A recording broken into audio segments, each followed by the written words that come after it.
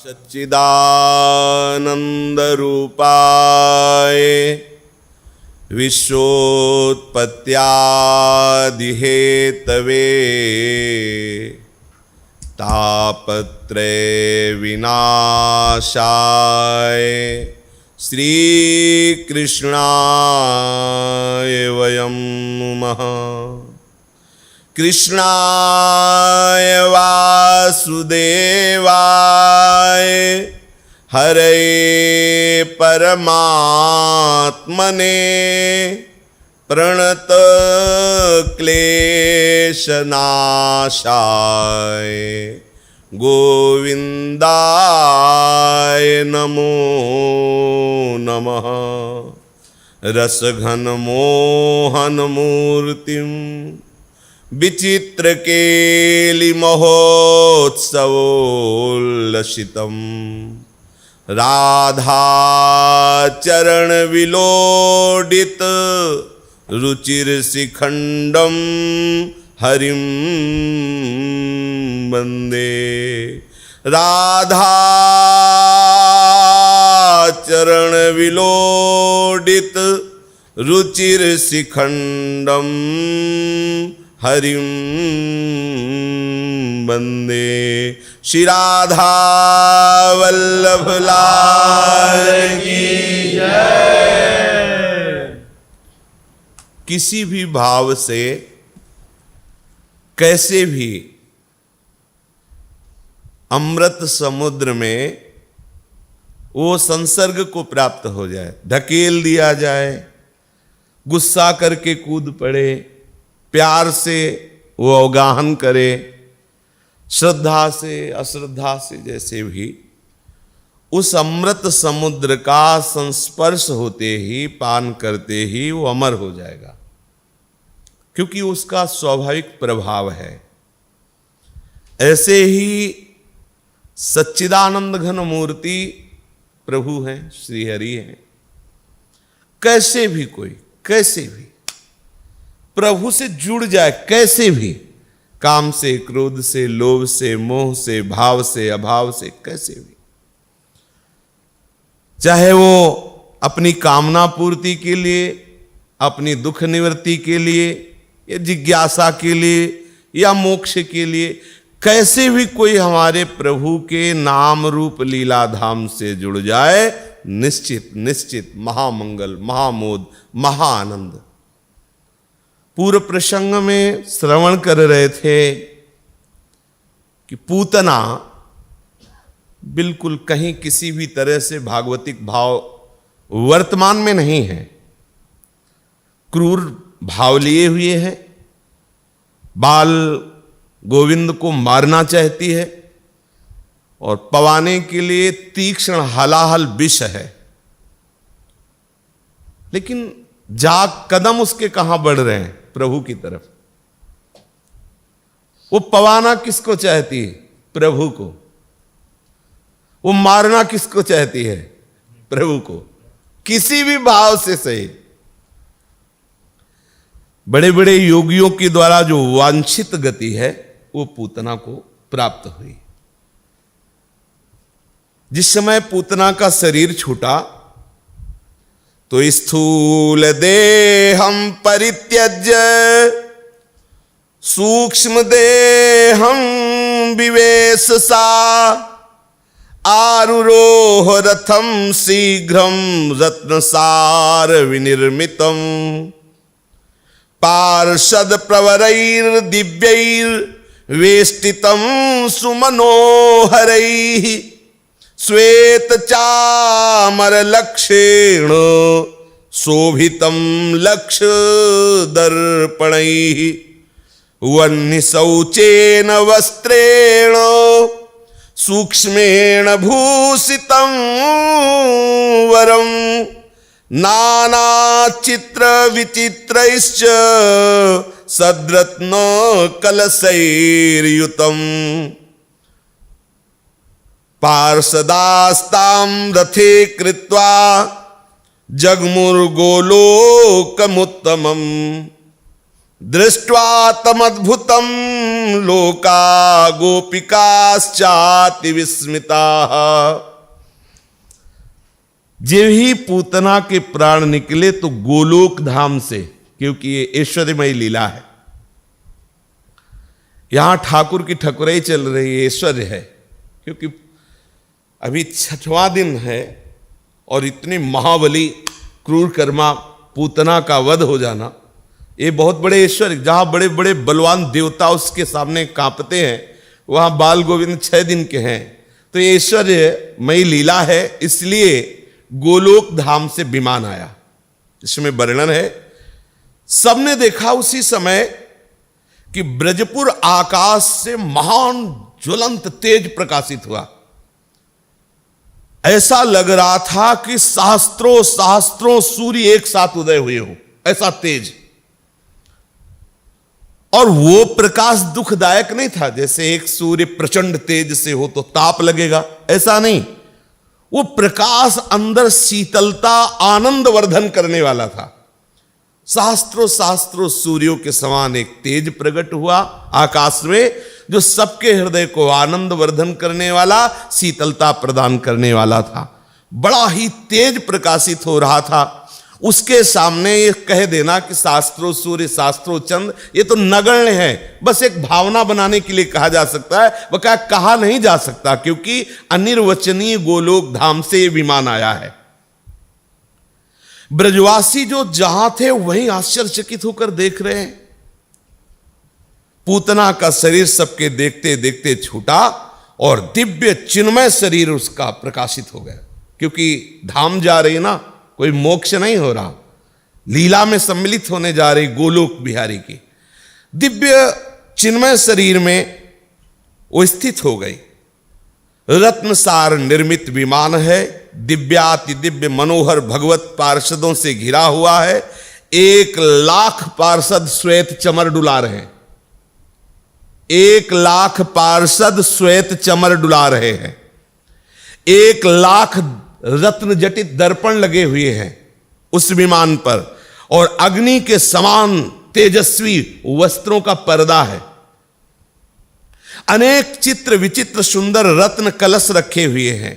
रत्न में दिव्य तेजों में पहियों से युक्त वो विमान, जहां से दिव्य ज्योति प्रकाशित हो रही, चमचम चमचम ब्रज होने लगा उस विमान के उतरते ही। पूतना का जो चिदानंदमय शरीर मिला, वो उस शरीर से जो ही विमान पर चढ़ने को हुई, भगवत पार्षदों ने उसके चरण ऐसे हाथ में लिए। समझ रहे हो ना, सीढ़ी काहे की बनी? भगवत पार्षदों के कर कमल की। फिर वो विमान पर चढ़े। अगर ये सुनकर के हृदय में इनके प्रति लगाव ना हो तो मारी गई है बुद्धि। कोई भाव नहीं है प्यारे, केवल श्री कृष्ण की तरफ कदम बढ़ाया है कंस की आज्ञा से उनको मारने के लिए, और चेष्टा भी वही की। इसीलिए श्री सुखदेव जी ने जब सुना, कम वा दयालु शरणम ब्रजामा, ऐसा कौन दयालु होगा, देखो कौन सी गति मिल रही। भगवत पार्षदों ने चढ़ाया, एक तो हाथ पकड़ रहे, दूसरे अपने कर कमल से सीढ़ी बना रहे हैं, ऐसे चरण रखते हुए विमान पर विराजमान हुई। समस्त गोप और गोपिकाओं को बड़ा आश्चर्य हुआ, सबके देखते देखते विमान पर चढ़ करके वो गोलोक धाम को गई। इस लीला से ये विश्वास हो जाना चाहिए कि आप बिना श्रद्धा विश्वास के भी यदि कृष्ण कृष्ण गोविंद गोविंद राधा राधा बोल रहे हो तो आपके कदम बढ़ रहे हैं। आप जान नहीं पा रहे हो, लेकिन आपके कदम बढ़ रहे हैं। जैसे एकादश स्कंद में नवयोगेश्वरों में वर्णन करते हैं कि एक एक कवल जैसे सुधा निवृत्ति पुष्टि तुष्टि करता है, ऐसे एक एक नाम, एक एक क्षण का जो भजन है वो संसार से वैराग्य, प्रभु से अनुराग और अपने स्वरूप का बोध प्रदान करता है, ज्ञान प्रदान करता है। हम भले न जाने, लेकिन हम जब कृष्ण कृष्ण बोलते हैं, राधा राधा बोलते हैं, मानो हम एक एक कदम श्री कृष्ण के नजदीक पहुंच रहे हैं। बोले पता नहीं कितनी दूर श्री कृष्ण हैं, तो आप निश्चित समझ लो कि आपकी व्याकुलता ही आपका अंतिम कदम होगा। समझ रहे ना, वही श्री कृष्ण है। जहां पर रुदु सुस्तुरम राजन कृष्ण दर्शन लालसा, बोले तो शर्त रख दी, पता नहीं है लालसा आवे कि ना आवे, तो आंख मुंदते मुंदते वो आ जाएंगे, विश्वास कर लो। यद्यपि आप लौटकर बताओगे नहीं कि मिले, पर हम आपको विश्वास दिलाते हैं कि हमारे प्रभु का ऐसा स्वभाव है, जैसा प्रभु का स्वभाव है उससे ज्यादा वात्सल्य सिंधु धाम है, और जैसे प्रभु सामर्थ्यशाली उनसे भी अधिक सामर्थ्यशाली नाम है। हमें प्रभु से ज्यादा प्रभु के नाम पर विश्वास है। माना कि मैं दुष्ट हूं, हो सकता है कभी उनकी दृष्टि बदल भी जाए कि नीच पापी दुष्ट, मैं तुझे बार बार समझाता हूं संत रूप से, गुरुदेव रूप से, शास्त्र रूप से, तू नहीं मानता है तो जा, तू दुख भोग या जैसा भी, लेकिन नाम। धोखे से नारायण निकला तो भगवत पार्षद आ गए। अपने लोगों के पास जो बल है, जो महान विश्वास है, वो नाम है। इसलिए कभी जिह्वा से इनका नाम ना छूटे, और ये चिंता मत करना कि पता नहीं मेरा उद्धार होगा कि नहीं। ये लीला चरित्रों का श्रवण करके विश्वास कर लो। इधर नंद बाबा को वसुदेव जी ने कह ही दिया था कि मुझे अनुभव में आ रहा है कि कोई उत्पात होने वाला है गोकुल में, तो जल्दी जल्दी गोकुल की तरफ, और प्रेम पास में बंधे हुए बार बार मना रहे हैं कि भगवान नारायण, भगवान श्री हरि हमारे गोकुल की रक्षा करना, हमारे भोले भाले ब्रजवासियों की रक्षा करना, हमारे लाला की रक्षा करना, ऐसा मना रहे, क्योंकि उनको पक्का हो गया कि वसुदेव जी ने जो संकेत किया है वो निश्चित कोई न कोई महाउत्पात गोकुल में हुआ होगा।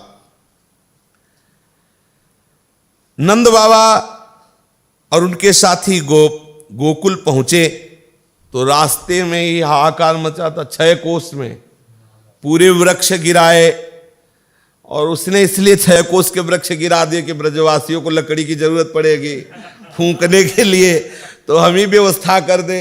6 कोस के वृक्ष गिराए।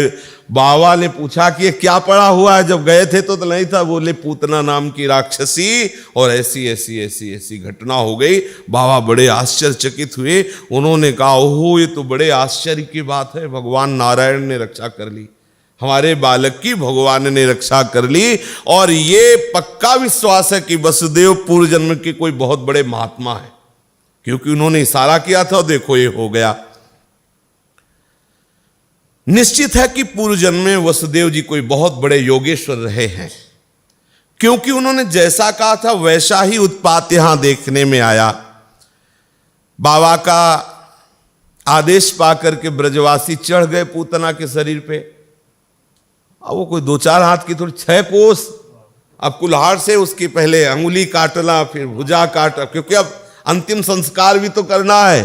तो कुल्हाड़ चली पूतला के शरीर में, और लकड़ियों का ढेर रख करके उसके अंग प्रत्यंग जब उस पर रखे गए और जब उनमें आग लगाई गई, तो आश्चर्य की बात है, ऐसी क्रूर कर्मा राक्षसी के शरीर से ऐसी सुगंध निकली कि जिसकी जिसकी घ्राणेंद्री पे जा रही सब आह्लाद में, आनंद में डूब रहे हैं। तो ऐसा क्या इस राक्षसी के शरीर से सुगंध आती, दुर्गंध आती? भैंसा सुअर खाए हुए उसके आते हैं। अब राक्षस लोग क्या आहार करते हैं? मनुष्य, भैंसा, सुअर, गाय, यही सब खाते हैं। लेकिन उसके अंग से जो धुआं निकला वो परमानंद की वृद्धि करने वाला हुआ। बोले क्यों? बोले श्री कृष्ण इसकी छाती पे खेले हैं, श्री कृष्ण इसके वक्षा स्थल का दूध पिया है, श्री कृष्ण का इसने स्पर्श प्राप्त किया है। ये भगवत प्राप्त महापुरुष का शरीर है। अब उसके शरीर से दिव्य सुगंध प्रकट हो रही है। निष्पाप पूतना, क्योंकि भगवत स्पर्श होते ही, भगवत चरणारविंद स्पर्श होते ही वो निष्पाप हो गई। देखो, विचार करो कि पूतना लोक बालग्नि राक्षसी रुधिरासना जिघांसयापि हरये स्तनम दत्वाप सद्गतिम किम पुनः श्रद्धया भक्त्या कृष्णाय परमात्मने यच्छन प्रियतमं किम्नु रक्तास्तन्मातरो यथा। कह रहे हैं कि विचार करो, पूतना एक राक्षसी थी, लोगों के बच्चों को मार डालना, खून पीना, खा जाना, ऐसे आचरण थे। और वो भगवान के पास भी सुख देने की इच्छा से नहीं, उनको मारने की इच्छा से आई थी। उसे वो परम गति मिली जो बड़े बड़े संत महापुरुषों को, जो जीवन भर साधना करते हैं और प्रभु रीझ जाते हैं, उनको गति मिलती है। ऐसी स्थिति में जो ईश्वरों के ईश्वर प्रभु श्री कृष्ण उनको श्रद्धा से जो दूध पिलाते हैं, जो भोग लगाते हैं, उनको क्या गति देंगे? जो जहर लगा के मारने के लिए स्तनों में हलाहल जहर, और वो प्रभु को अर्पित किया तो प्रभु ने ये गति दी। और जो भाव में भर करके प्रभु को दूध का भोग लगाते हैं, प्रभु को सुंदर सुंदर व्यंजनों का भोग लगाते हैं और भाव में भर करके दुलार करते हैं, उनको प्रभु कोई गति नहीं देते।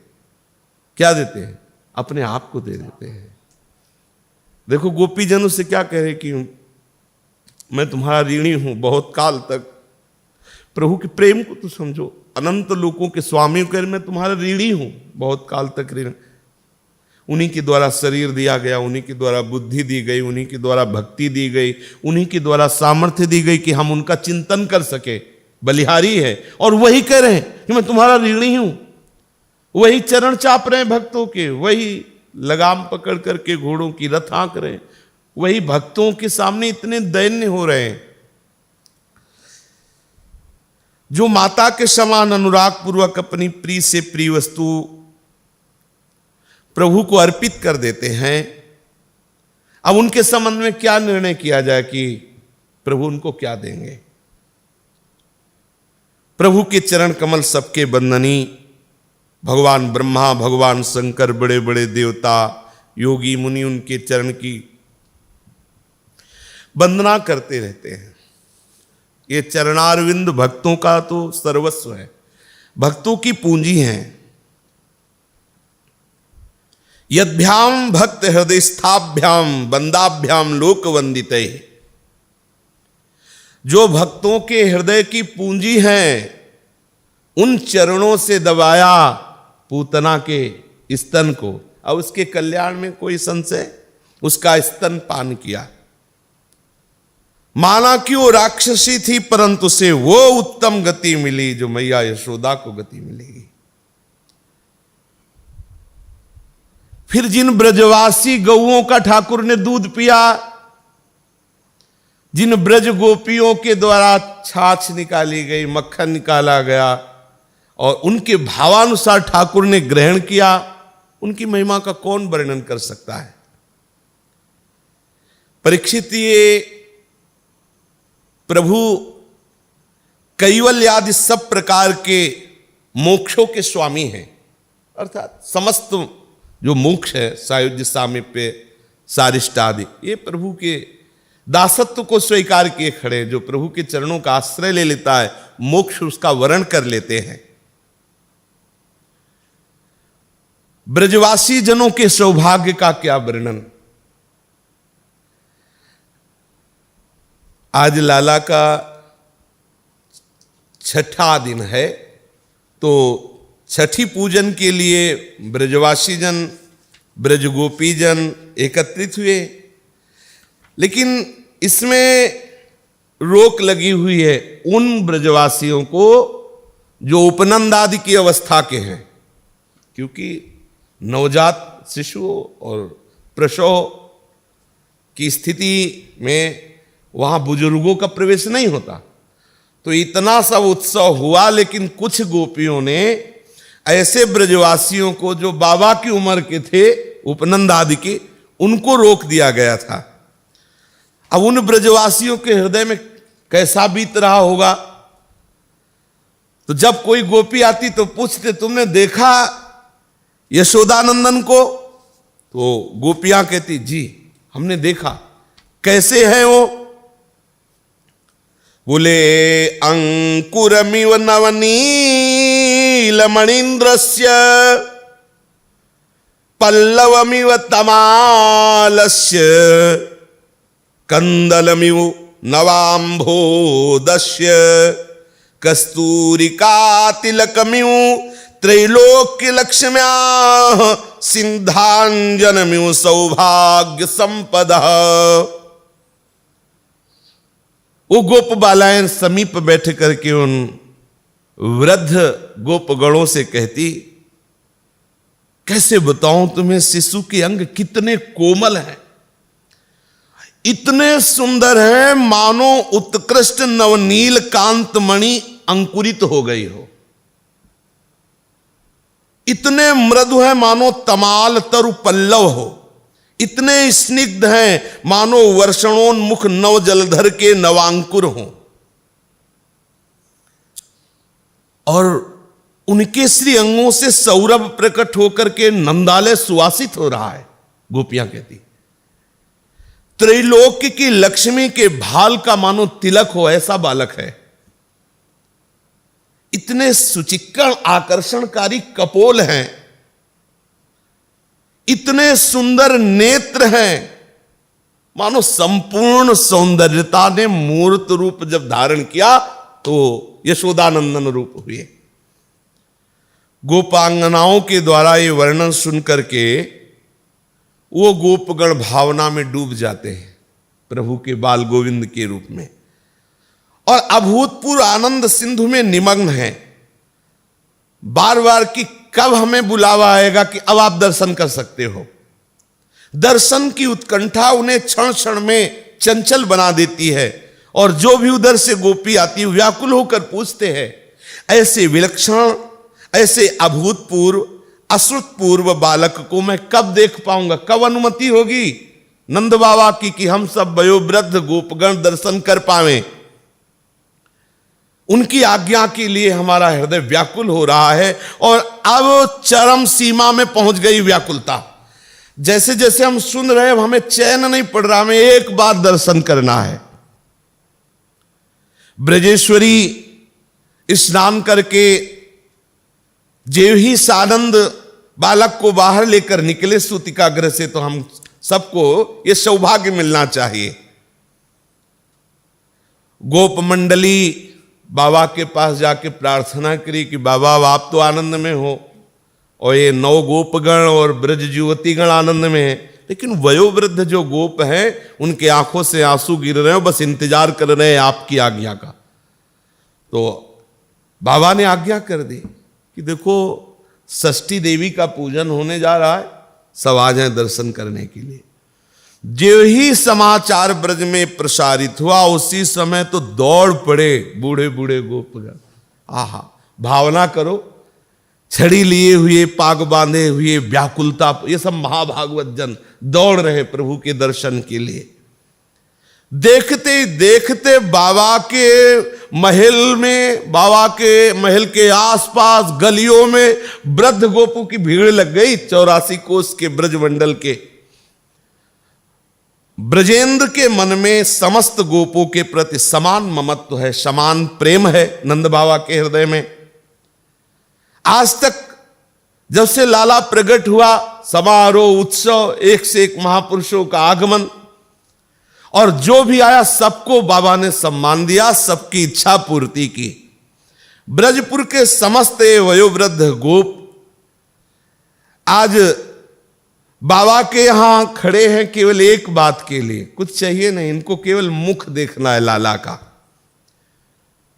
पूर्वासी प्रश्न कर रहे हैं कि मुझे केवल आपके लाला का मुख देखना है। अब इसमें भेदभाव ना करो कि आगे वालों को पहले दिखा दो, ऐसा नहीं। आप कुछ ऐसा उपाय करो जिससे हम सब देख पावें। ब्रजराज सबकी बात सुनकर के कहा कि हमारी एक प्रार्थना सुन लीजिए।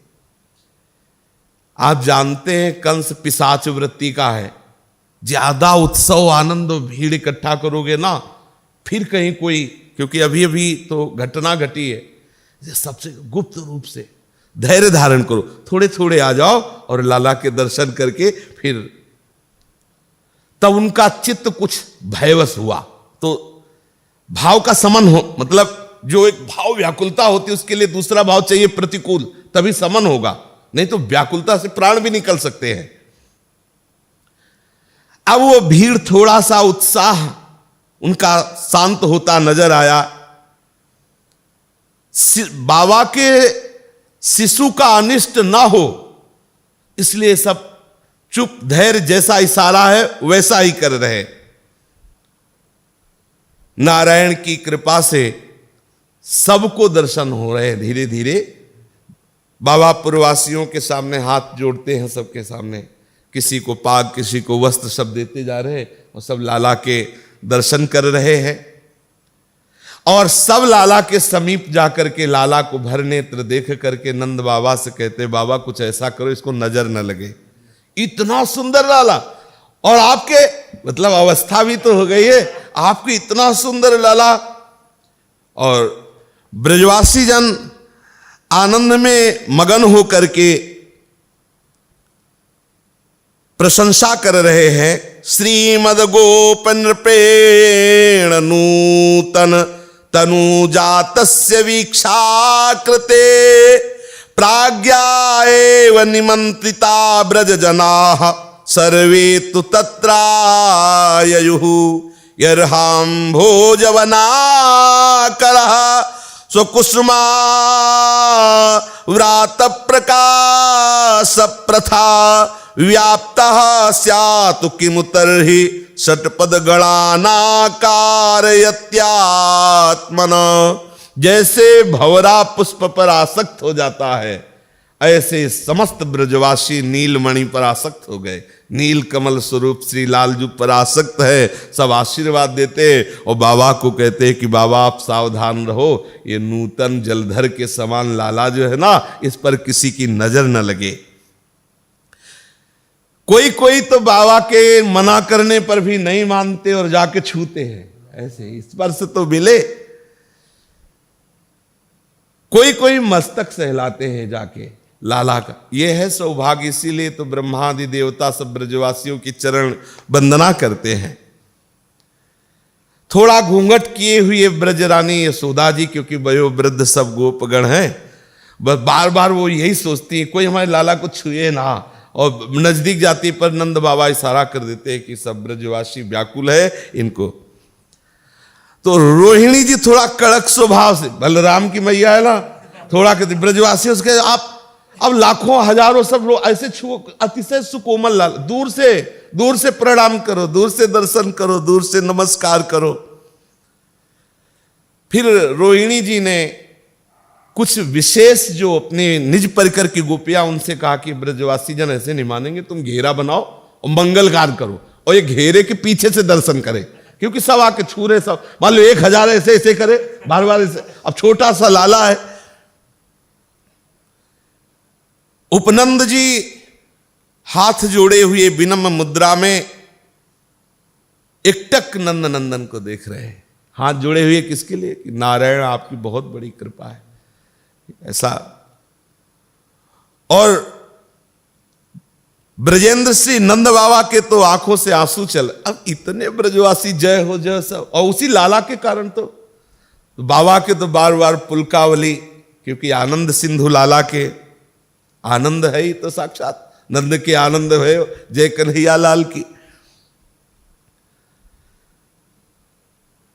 दर्शनार्थी गोपों की अपार भीड़। जब आगे की पंक्ति वाले दर्शन कर लेते तो पीछे वाले विकल होकर के आगे वालों को पीछे कर देते और आगे हो जाते। शिशु के एक एक अंग में जहां दृष्टि जाती है वहीं आसक्त हो जाते हैं। कुछ जो पीछे खड़े हो दर्शकों से पूछते, तुमने नंद नंदन को देखा? तो बोल नहीं पाते, बस ऐसे सर हिलाते हो, आंखों से आंसू बह रहे। प्रेम मूर्ति नंद नंदन। कोई कोई तो कहते हैं कि दादा बताएं क्या, तुम देख लेना तब समझ, मतलब अनुभवगम्य है, बताने में सामर्थ्य नहीं है। शिशु कैसा सुंदर है ये बता नहीं पाते, कंठ भर जाता है, वाणी अवरुद्ध हो जाती है, नेत्रों से आंसू बहने लगते हैं, मानो संकेत के द्वारा उत्तर दे रहे हैं कि भाइयों ये तो केवल देखने लायक है, बताने लायक नहीं है। जैसे जानकी जी की सखी ले, जब जनक जी के पुष्प वाटिका में विश्वामित्र जी की सेवा के लिए जो पुष्प लेने के लिए राम लक्ष्मण आए थे, तो एक सखी पुष्प लेने ही आई थी देवी पूजन के लिए जानकी जी के हेतु। जे उसने देखा तो दोना तो हाथ का गिर गया, विकल हो गई, दशा बदल गई। कहां जाना है, कौन, सब सुध बिसरी है। जब सखिया उनको लाई सिया जी के पास तो उन्होंने कहा देखा है, देखने योग्य है, बस। और कुछ बोल ही नहीं पा रही थी, देखा है देखने योग्य, मतलब आप भी देख लीजिए। तभी तो जब जानकी जी की दृष्टि पड़ी तो फिर उन्होंने सोचा कि अब अम्बा ही कृपा करे कि ऐसा दूल्हा मिले। बहुत सुंदर ठाकुर जी है। कुछ कुछ गोपगण कहते विधाता ने इतनी वाणी में सामर्थ्य नहीं दी कि मैं बता सकूं कितना सुंदर है। गोपगण दर्शन करते हैं, बाबा वस्त्र आभूषण आदि उपहार देते हैं, और जो ब्रजवासी गण उपहार लाते हैं बाबा उसे माथे लगा कर रखते हैं। लाला के लिए कोई झगुलिया लाता है, कोई कुछ जो भी लाता है बाबा उसे ये नहीं कि नंद बाबा के घर कमी थोड़ी है, लेकिन जो भी ब्रजवासी जैसा जो भी भेंट लाता है बाबा उससे हृदय से लगाकर स्वीकार करते हैं। गोपगणों का मनोरथ पूर्ण हुआ।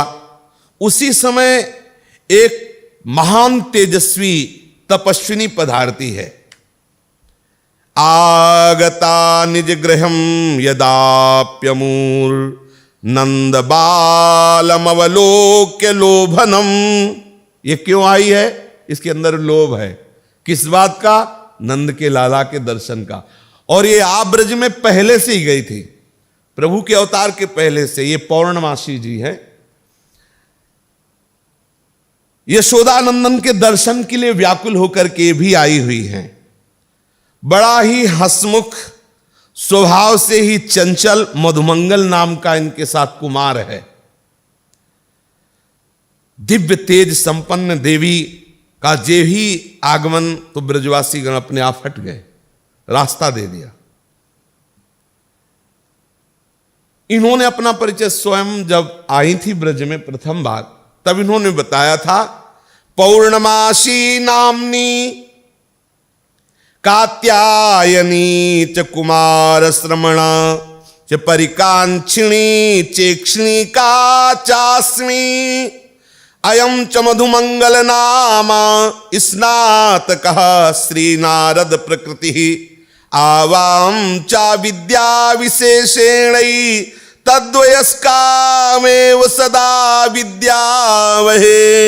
मेरा नाम पौर्णमासी है, मैं सदैव कासाय वस्त्र धारण करती हूं, बाल ब्रह्मचारिणी हूं और समस्त ज्योतिष की विद्या का रहस्य में जानने वाली हूं। क्या होना है, क्या हुआ, कैसा, कहां, यह सब मुझे पता है। और ये जो मेरे साथ बालक है ये स्नातक है, इसका नाम मधुमंगल है। इसका स्वभाव नारद जी के समान है। स्नातका श्री नारद प्रकृति ही, इसका स्वभाव नारद जी जैसा है, मतलब नारद जी ही है इसके रूप में। एक विशेष विद्या के प्रभाव से हम दोनों सदैव इसी आयु में रहते हैं। पौर्णमासी जी ने कहा हमारी आयु घटती बढ़ती नहीं है, जिस अवस्था में है सदैव इसी अवस्था में रहते हैं। ब्रजवासियों को यही परिचय इन्होंने अपना बताया था।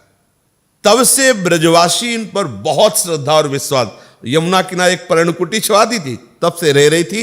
जे भी लाला के जन्म उत्सव तो थोड़ा भीड़ कम हो तो अब आई हैं दर्शन के लिए, तो रास्ता दे दिया। भवताम प्राणकंदस्य श्रीमन्नंदस्य जगदानंदः सा खलु नंदनः संभवित। आज्ञा कर दी थी पहले ही आकर, जब पर्णकुटी में रुकी थी, कि हम सबको बता रहे हैं ब्रजवासियों को कि चिंता मत करो, तुम सबका महाआनंद का अवसर उपस्थित होने वाला है। श्रीमान नंद जी के यहां आनंद स्वरूप जगदानंद अर्थात जगत को आनंद प्रदान करने वाले प्रभु का जन्म होने वाला है। प्राणाधार श्री नंद नंदन के दर्शन के लिए आई थी। समस्त ब्रजवासी इनके चरणों में नमन करते थे। कालिंदी के तट पर बड़ी सुंदर पर्णकुटी का निर्माण कर दिया था, उसी में निवास करती थी। आज अपार दर्शनार्थियों के बीच से ये निकल रही हैं, दर्शन करने के लिए आई हैं श्री नंद नंदन। जे ही ब्रजरानी यशोदा जी ने पौर्णमासी जी पधारी हैं तो दौड़ पड़ी, जाकर चरणों में प्रणाम किया। श्री पौर्णमासी जी दृष्टि से प्रणाम स्वीकार कर रहे हैं और इशारा किया। यशोदा जी ने चरण स्पर्श नहीं किए क्योंकि तपस्विनी बाल ब्रह्मचारिणी, दूर से प्रणाम किया। पौर्णमासी जी ने नेत्रों से स्वीकार किया और इशारा किया कि कहाँ है नंद नंदन। दौड़ के गई, लाला को लाई और चरणों पे, क्योंकि कासाय वस्त्र धारणी महान तपस्विनी हमारे लाला का मंगल हो, इसलिए दूर चरणों में नंद नंदन को। इंद्रनील द्वितीय शिशु को जब चरणों में देखा तो घुटनों के बल देवी हो गई पौर्णमासी जी और अपने नेत्र बंद कर लिए और नेत्रों से अश्रुधारा वही, मानो अपनी अश्रुधारा से जीवन भर की तपस्या का जो फल है वो प्राप्त हो गया है। ये प्रमाणित कर रहे हैं, ये अश्रुधारा प्रमाण देती है कि जो चाहिए वो मिल गया। मानो नेत्रों से अश्रुधारा प्रवाहित करके नंदन नंदन को कह रही हूं कि हम तो विरक्त हैं, कासाय वस्त्र धारणी, हम आपको क्या भेंट दे सकते हैं, ये आंसुओं की भेंट स्वीकार करो। ये आंसुओं से हम आपका अभिषेक, चरणों पर ऐसे लिटा दिया तो घुटने टेक के बैठ गई और आंखों से अश्रुधारा बह रही है। पास में खड़ा मधुमंगल पुलक रहा है कि यार थोड़ा जल्दी बड़े हो जाओ, फिर हमारा तुम्हारा खेल होगा। और कहा कि मैया मैया देखो देखो, यशोदा जी से, अपने आंगन के ऊपर की तरफ देखो, ये हंस पर ब्रह्मा जी, देखो देखो मयूर पर कार्तिकेय जी, देखो हाथी पर देवराज इंद्र, और बड़े बड़े वाहनों में देखो कैसे कैसे सब देवता पुष्प की वर्षा कर रहे हैं, हाथ जोड़कर विनय कर रहे हैं आपके आंगन में। ब्रजवासियों ने इसे देखा तो कुछ दिखाई तो दिया नहीं, तो फिर आंख खोल करके पौर्णमासी जी ने कहा कि ये त्रिकालज्ञ बालक है, इसे दिव्य दृष्टि प्राप्त है, इसे दिखाई दे रहा है, आप सबको नहीं। समस्त देवतागण हर समय मैया के आंगन में रहते हैं ऊपर आकाश, और सब क्रमशः दर्शन करते रहते हैं, वंदना करते रहते हैं। ब्राह्मण कुमार की बात से आश्चर्य और भययुक्त होकर ब्रजरानी और अन्य गोपिकाएं ऊपर की ओर देखने लगी, उन्हें कुछ दिखाई नहीं दे रहा। तब भगवती पौर्णमासी मुस्कुराते हुए कहा कि आप ऐसा मत समझना कि झूठ बोल रहा है, इसे दिव्य दृष्टि प्राप्त है, इसे सब दिखाई दे रहा है, इसलिए आप लोगों को दिखाई नहीं दे रहा, कहीं भययुक्त ना हो जाओ। अब हाथी घोड़ा आकाश में दिखाई दे रहे और वात्सल्यमयी मैया है।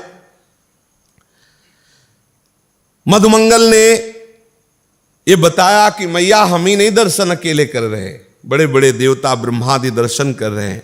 पौर्णमासी देवी ने आशीर्वाद दिया और फिर अपनी पर्णकुटी को चली गई। इधर समस्त जो ब्रजवासी जन है वो षष्ठी देवी का पूजन कर रहे हैं। अब समस्त देवी देवताओं के प्रभु पूज्य हैं, लेकिन लोक व्यवहार में गोद लिए गोपाल जसोदा, पूजत छठी मुदित मन प्यारी, बड़रे बार स्नेह चुचाते, चूमत मुख दे दे चुचुकारी।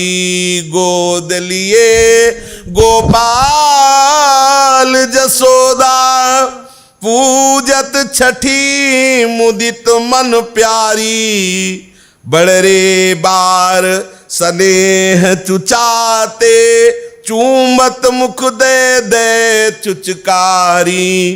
पूजत छठी जो कान कुंवर की, थापे पीत लगाई, कंचन थार लिए ब्रज बनिता, रोचन देत सुहाई। आंजति आखिजु सब ही सुआसिन, मांगत नैन भराए, सूरदास प्रभु तुम चिरजीवो, घर घर मंगल गाए। सब ब्रजवासी जन ब्रजवासिनी गोपियां हैं, यशोदा मैया छठी पूजन करती हैं, सब ब्रजवासिनी जन आशीर्वाद देते हैं, चिरजीवो आपका लाला चिरंजीवी हो। फिर ग्वाल गोप सब पूजत अरु पूजत ब्रजनारी, श्री विठ्ठल गिरधर चिरजीवो मांगतो लिपसारी। ब्रजवासी गोपीजन आंचल पसार कर मांगते हैं कि हमारा लाला नंद नंदन आबाद रहे, कोई इनके ऊपर संकट ना आवे और चिरंजीवी हो। यशोदा मैया लाल बिहारी को गोद लिए हरि को नंदरानी स्तनपान करावती है। बार बार रोहिणी को कही कही पालिका अजीर मंगावती है। गोद लिए हरि को नंदरानी स्तनपान करावती है। बार बार रोहिणी को कही कही पालिका अजीर मंगावती है। लालजी को दुग्ध पान करा रहे हैं, देखती हैं धीरे धीरे कि लालजी को नींद आ रही। रोहिणी जी को इशारा करते हैं तो सैया ले आओ और आंगन में डालो, लाला को कुछ नींद सी आ रही है। प्रात समय रवि किरण कोवरी सो कही सुतही बतावती है। आउधाए मेरे लाल के आंगन बाल केली को गावती है। रात समय रवि किरण कोवरी सो कई सुतई बतावती है। आउधाए मेरे लाल के आंगन बाल केली को गावती है। रोहिणी जी से कहती है जो प्रातः काल की किरण है ना, ये बालक के लिए बहुत लाभदायी होती है, उसका शक्ति बढ़ाने वाली होती है। आंगन में डालो। लाला को सुलाते हैं और सूर्य की तरफ देख कहते हैं कोमल कोमल किरणें आकर के हमारे लाला को सुख पहुंचाओ। फिर यशोदा जी कामना करती हैं, ऐसे दिन विधना कब करी है। ऐसे दिन विधना कब करी है। श्याम सुंदर की सुनिए बातें। श्याम सुंदर की सुनिए बातें। कब धरती पग धरी है। कब धरती पग धरी है। रात ही उठत कलेवू कारण सीके बासन टरी है। प्रात ही उठत कलेवू कारण सीके बासन टरी है। तब मोसो मैया कही बोले पेट पे लोटी झगरी है। तब मोसो मैया कही बोले पेट पे लोटी झगरी है। ऐसे दिन विधना कब करी है। ऐसे दिन विधना कब करी है। लाला की तरफ देखती है और कहती हे विधाता ऐसा वो कब दिन आएगा जब मेरे श्याम सुंदर मेरे से तोतली वाली में मैया मैया कहेंगे। ऐसा कब होगा ये जब लड़खड़ा कर भूमि पर पग रखते हुए चलेंगे। ऐसा कब होगा कि सुबह सुबह कलेऊ के लिए झगड़ा करेंगे, बर्तन इधर उधर करेंगे। कभी मोसो मैया मैया ऐसा करके आएंगे हमारे पेट पे चढ़ जाएंगे। और ऐसे ही मैया ऐसी कामना करती है कि कब ऐसा दैव हमारे साथ मंगल विधान करेगा कि मेरा लाला सयाना हो जाए। नान हरिया गोपाल लाल तू बेगी बढ़ो किन हो ही। इही मुख मधुर बचन हंसी के धो जननी कहे कब मोही। नान हरिया गोपाल लाल तू बेगी बढ़ो किन होई। ई मुख मधुर वचन हंसी के धो जननी कहे कब मोही। ये लालसा अधिक मेरे जिय जो जगदीश कराही। मो देखत कानरही आंगन पग द्वय धरनी धराही। यह लालसा अधिक मेरे जिय जो जगदीश तराई। मोह देखत कानर ही आंगन पग द्वय धरनी धराई। खेल ही हलधर संग रंग रुचि नैन निरखी सुख पाऊं। छिन छिन क्षुधित जानि पै कारण हंसी हंसी निकट बुलाऊं। खेल हलधर संग रंग रुचि नैन निरखी सुख पाऊं। छिन छिन क्षुधित जानि पै कारण हंसी हंसी निकट बुलाऊं। ए मेरे नन्हे गोपाल तू कब बड़ा होगा, यशोदा मैया कामना करती है। अपने छोटे से मुख से तोत्री वाणी में मैया मैया कब तू बोलेगा। मेरे मन में प्रबल लालसा है, जगदीश मेरी लालसा पूर्ण कर दे कि मेरा लाला छोटे छोटे जो नन्हे चरण दो है ना, वो ऐसे रखता हुआ लड़खड़ाता हुआ कब आंगन में चलेगा, कब बलराम जी के साथ खेलेगा, कब मैं दौड़ करके अपना दुग्ध पान कराऊं। देखो कि खेलते खेलते लाला भूखा हो गया होगा। जसुमति मन अभिलाष करे। जसुमति मन अभिलाष करे। कब मेरो लाल कुटुंबन रेंगे। कब मेरो लाल कुटुंबन रेंगे। कब धरती पग टेक धरे। कब धरती पग द्वैत धरे। जसुमति मन अभिलाष करे।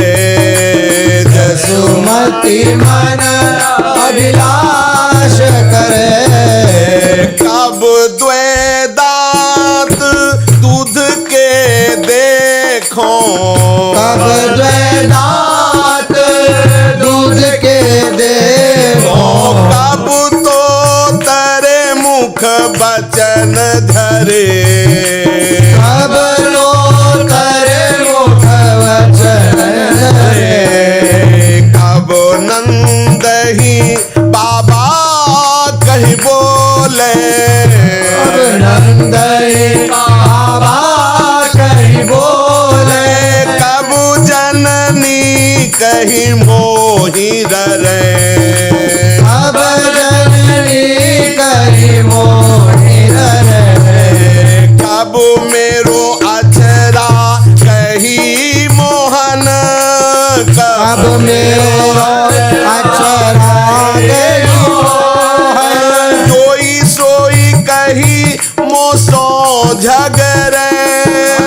सोई सोई कहीं मोसो झगरे। कब धो तनक तनक कछु खई है। कब लो तनक तनक कछु खई है। अपने कर ले मुख ही भरे। अपने कर ले मुख इधर। जसुमति मन अभिलाष करे। जसुमति मन अभिलाष करे। कब मेरा लाला घुटुओं के बल चलेगा, कब इसके दूध के दो दांत देखूं, कहूँ अपने मुख से अमृत में नंद बाबा को बाबा कहेगा, मेरे को मैया कहेगा।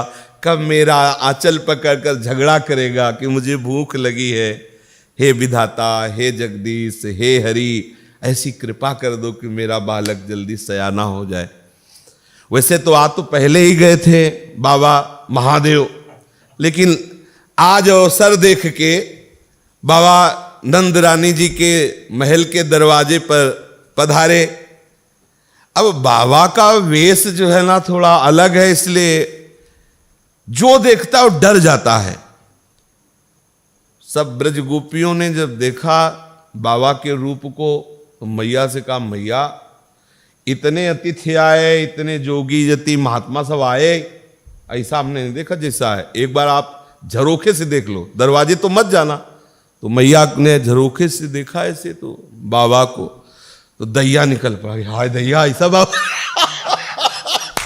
हाय दैया ऐसा बाबा है। क्योंकि अब देख लो कैसा बाबा है।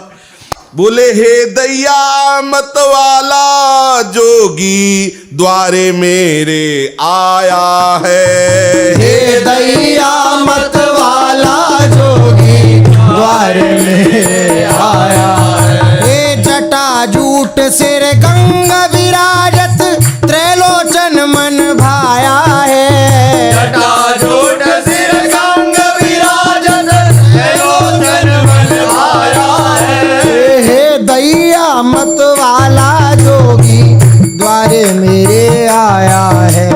हे दैया मत वाला जोगी द्वारे मेरे आया है। हाँ वृष ऊपर असवार होए के श्री गोकुल कौंधाया है। ऊपर असवार होए के श्री गोकुल को धाया है। हे बागंबर पाटंबर सोहे अंग छार लपटाया है।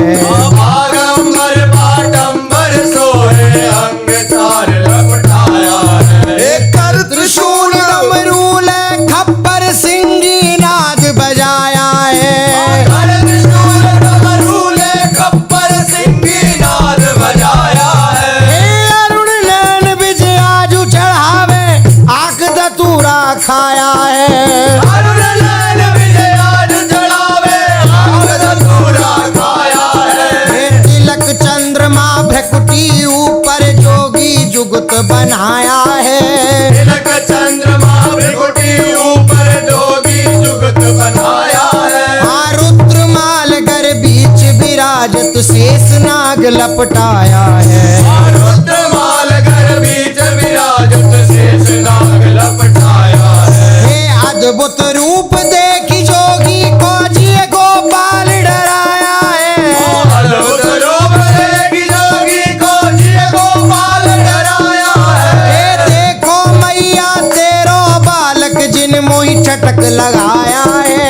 देखो मैया तेरो बालक जिन मोहि चटक लगाया है। हे सूर श्याम चरणन रज बंधो दर्शन ते सचुपाया है।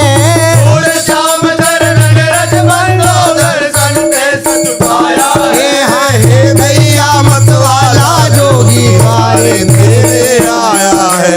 हे दैया मत वाला जोगी द्वारे मेरे आया है। अद्भुत वेश है जटाओं का।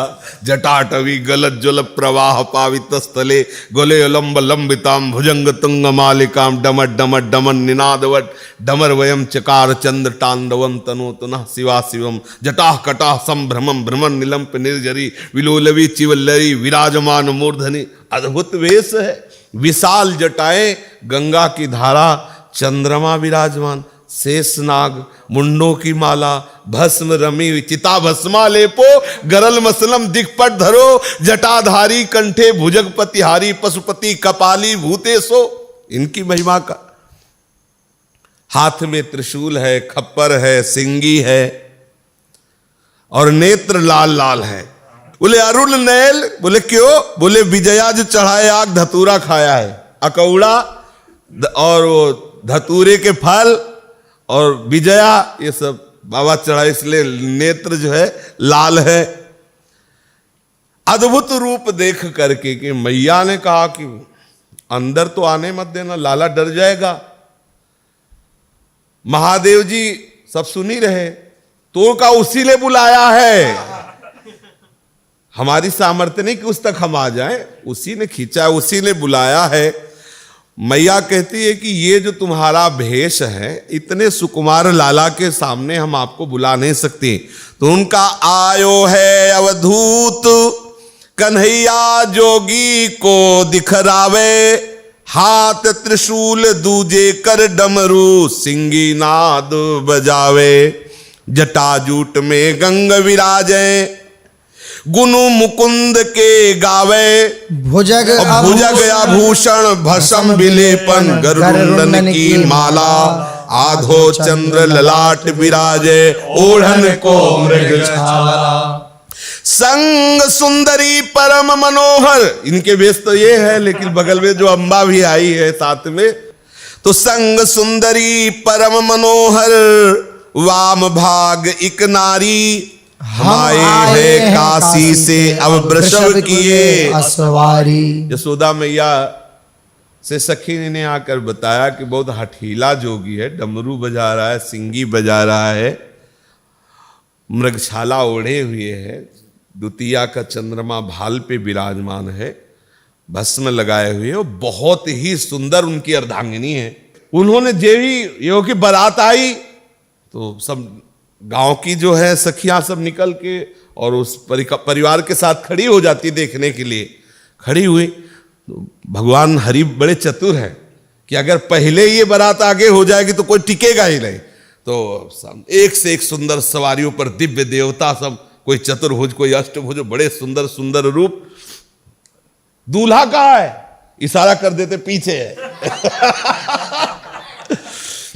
महाराज बड़े बड़े देवताओं की जब पंक्ति निकल गई तो सब बड़े कि इतने सुंदर बाराती तो दूल्हा, महाराज दूल्हा के साथ जो परिकर था, को मुख हील विपुल मुख का हो, किसी की गर्दने नहीं है, लीचे ही केवल नाच रहा है।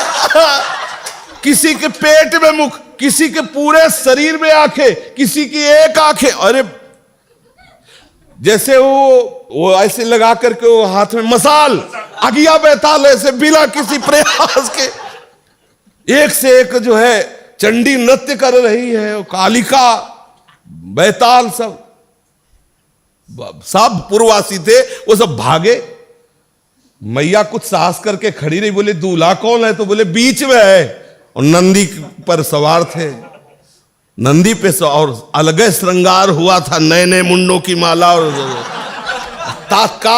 तत्काल चिता के भस्म का लेप, सिवय रुद्रगन करे सिंगारा, जटा मुकुट अहिमोर, बढ़िया दूध पिला के शेष नाको। दूल्हा को जो देखा, और नारद जी बिचौलिया थे, पूछा यही दूल्हा है? बोले हाँ यही है, यही दूल्हा। पहाड़ से, बोले हिमालय को बुलाओ, पहाड़ से लेकर अभी पार्वती को गिरकर आत्महत्या कर लेगी, ऐसे के साथ ब्याह ले देंगे। जब बहुत तो नारद जी ले जाके कहा सारी बात बिगाड़ दिया, अब देखो बस जो हुआ सो हुआ, अब थोड़ा अपना ये सब लीला समेटो। तो जे ही चंद्रमौलेश्वर भगवान शंकर ने वर रूप धारण किया, मोहित हो गई महिला। ऐसे ही थोड़ी है, एक रुद्र रूप है तो एक महासुंदर रूप है। तो इस समय प्रभु पधारे हुए हैं अपने रूप से, शिव रूप से, और बगल में त्रिपुर सुंदरी, सुंदरता की सीमा है त्रिपुर सुंदरी।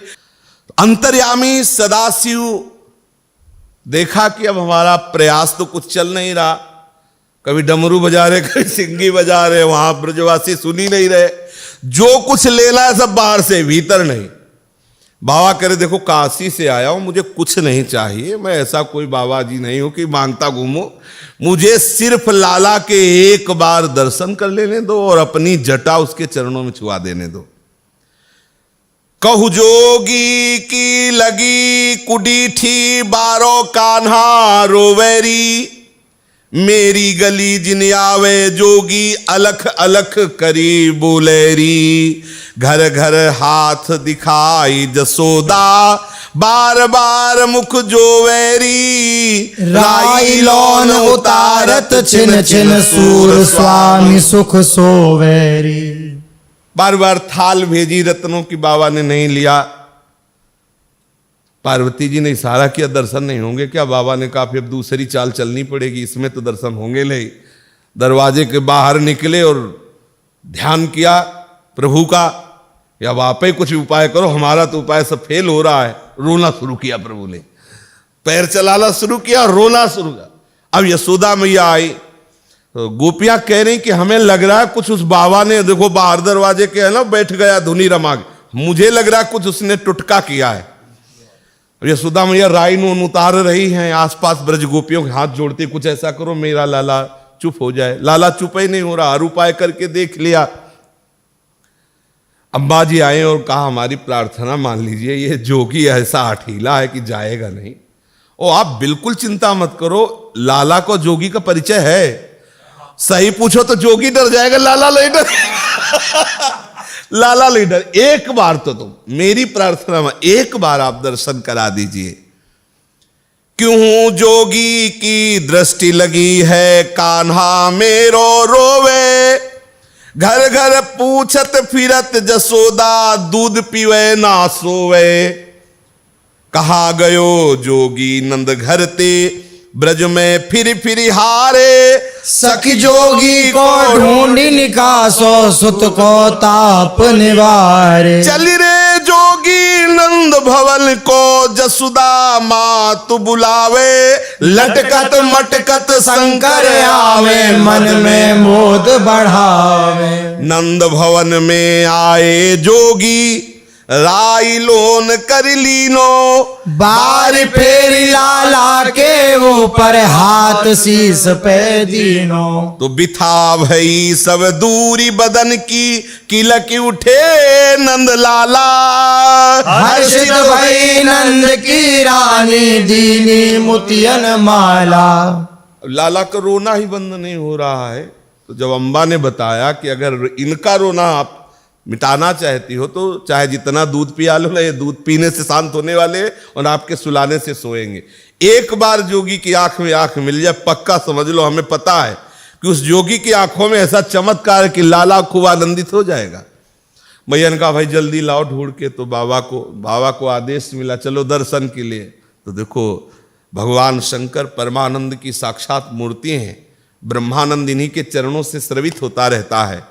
लेकिन जो ही ये दर्शन का अवसर आया और आदेश हुआ तो लटकत मटकत आवे शंकर मन में मोद। आहा, आज परमानंद की मूल स्रोतानंद सिंधु प्रभु के चरणों का स्पर्श होगा, उनका दर्शन होगा। नजदीक गए, लाओ लाला को लाए। वैसे लाला रो ही रहा था, बाबा ने राई नून उतार के अपने ऊपर डाला, ऐसे लाला के चरणों में जटा लगाई, प्रणाम किया।